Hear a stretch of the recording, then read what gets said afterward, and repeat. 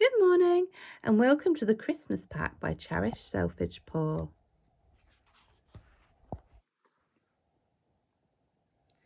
In a time long ago, before tablets or phones, when Christmas was small and no one grumbled or groaned, for St. Nicholas was due. Any moment he'd call, and no matter the weather or distance he'd haul. All the gifts he'd carved by his hands all alone, painted, then wrapped, their contents unknown. And the children, wide-eyed and bouncing with glee, neither settled nor slept till they heard merrily the jingle of bells on his boots as they crunched deep into the snow with his sack. He looked hunched.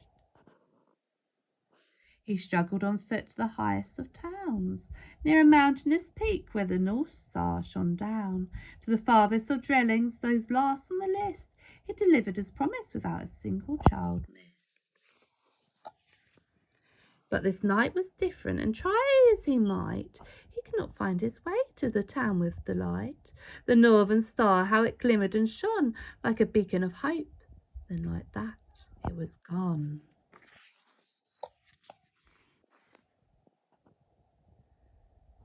In the bleakest of storms he searched up ahead. Shrouded in darkness, the time slowly ebbed. Crystals of ice chimed across his white beard, stilling his boots as the warmth disappeared. Now an eerie calm spoke of something awry, and silence stretched out till he met with the sky. There in the sorrow he stood, slowly, hope slowly abating. For his vow he'd made, he knew children were waiting. But how could he make it? What could he do to get to those faces, the ones that he knew? And out of the forest a shadow appeared. He was clad all in black, but for horns and a beard. Lured from his slumber by a mournful exclaim, he stole into the night, seeking who was to blame, and crept from his dwelling along tracks he had sighted. Disdain etched his features for the guest uninvited. Far from the path his intruder now stooped. As he strode alongside, he prepared his rebuke. Grunting in anger, letting out puffs of air, his eyes burrowed deep into Nicholas with a glare. For more than his stance or his horns, how they towered, something wicked was there in the way that he glowered. No names were exchanged with this mythical creature, who was known far and wide for his devious feature. Where kindness was lacking and darkness prevailed, called forth his presence, so the stories regaled. And without preamble, St. Nicholas knew it was thus. The figure before him was the one named Krampus.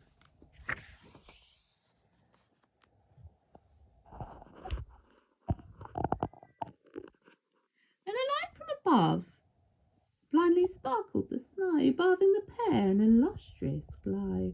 For a time unaccounted it lingered right there, bestowing magic of which neither was aware.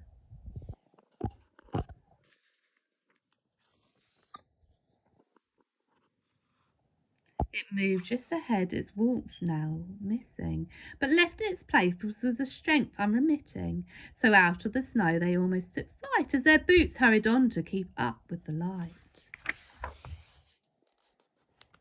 They raced head to head for the magical beam. Then a smirk from the Krampus gave way to a scheme. With a push and a shove, St. Nicholas stumbled, then leapt to the sky in a thunderous rumble. The ground shook beneath and felt far and wide as Krampus caught up with a blustering stride. St. Nicholas then slowed with a jovial grin, and Krampus scowled back as he turned up his chin.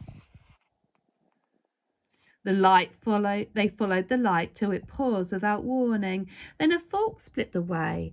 A choice was forming. St. Nicholas was drawn to the path lit ahead, while Krampus had been seeking a shadow instead. Now the message was clear for St. Nicholas to follow, as Krampus strode on through the darkest of hollows. They travelled great distance, speeding over the ground, as snowflakes slowed their descent all around. And all in one quickened breath atop the mountainous peak, they peered out over rooftops, the sight so unique. For out of the dark above the sleepy old town, sparks of glittering light rained up and not down.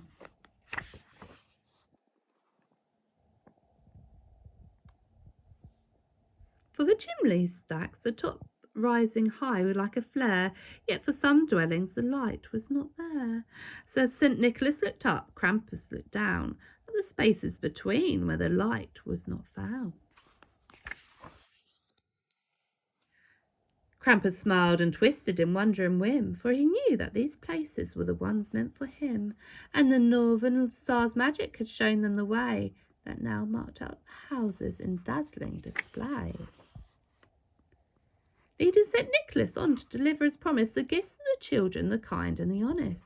And for Krampus, the star had created the role. To the ones who made mischief, he left a black lumpy coal.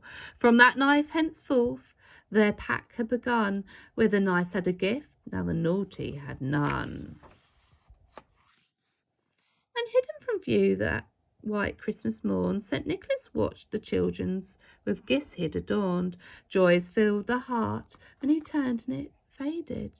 There, a child sat alone, without a gift he created. Though he knew this boy well and all he could be, and that following year he'd find a gift by the tree. Yes, with good behaviour he'd be back on the list. The Krampus agreed he'd be sorely missed. So remember what happened that night long ago, at the town on the hillside all covered in snow. St. Nicholas or Krampus, they each hold a list, and it's all down to you on which you exist. So be good to your family and always be kind, for you know they'll be watching. Just bear it in mind. Have a lovely day. Bye.